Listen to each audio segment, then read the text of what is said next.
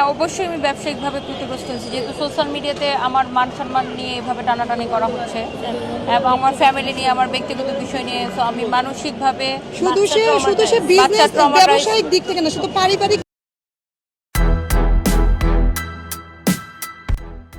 জামায়াতের বিরুদ্ধে সংবাদ সম্মেলনের পরে এবার মামলা করতে কোর্টের দ্বারপ্রান্তে রুবায়েত ফাতিমা তনি।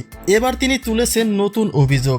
নিজে মুখে জানিয়েছেন জামায়াত নিয়ে সংবাদ সম্মেলনের পরে তাকে নিয়ে যে অপপ্রচারণা চালানো হয়েছে তাতে মানসিকভাবে চরম বিপর্যস্ত হয়ে পড়েছেন তনি। কেননা ইতোমধ্যে তিনি পারিবারিক ও ব্যবসায়িক ক্ষেত্রে চরম ক্ষতির সম্মুখীন হয়েছেন।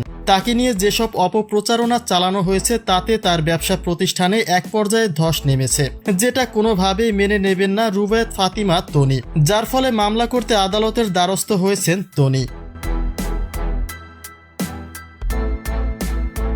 তনি বলছেন জামায়াতের বিরুদ্ধে সংবাদ সম্মেলন করার পর থেকে তাকে শুধু মানহানি নয়, তার পরিবার সহ হত্যার হুমকি দেওয়া হয়েছে।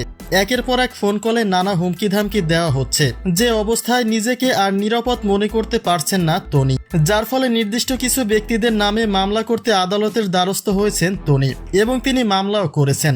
তার আইনজীবী নিশ্চিত করেছেন যে তনিকে যে হত্যার হুমকি ধামকি দেওয়া হয়েছে তার সমস্ত কল রেকর্ডিং তাদের কাছে রয়েছে, অর্থাৎ এটা চরম একটা শাস্তিযোগ্য অপরাধ।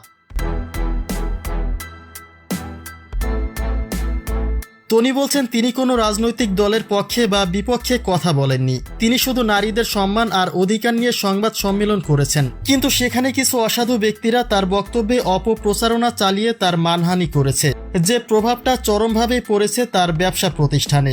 ঈদের মতো এমন সময়ে এসেও সেল নেই তনির পোশাক প্রতিষ্ঠানে, যা আর্থিকভাবে চরম ক্ষতিগ্রস্ত করেছে তনিকে। মূলত জামায়াত নিয়ে যে সমালোচনা তিনি করেছেন সেটা তার বক্তব্য নয়, এ কথাও তিনি পরিষ্কার করেছেন। কিন্তু তবুও তার প্রতি এসব সাইবার হামলা আর মেনে নেবেন না তনি, যে কারণে আদালতে মামলা দায়ের করেছেন রুবায়েত ফাতিমা তনি।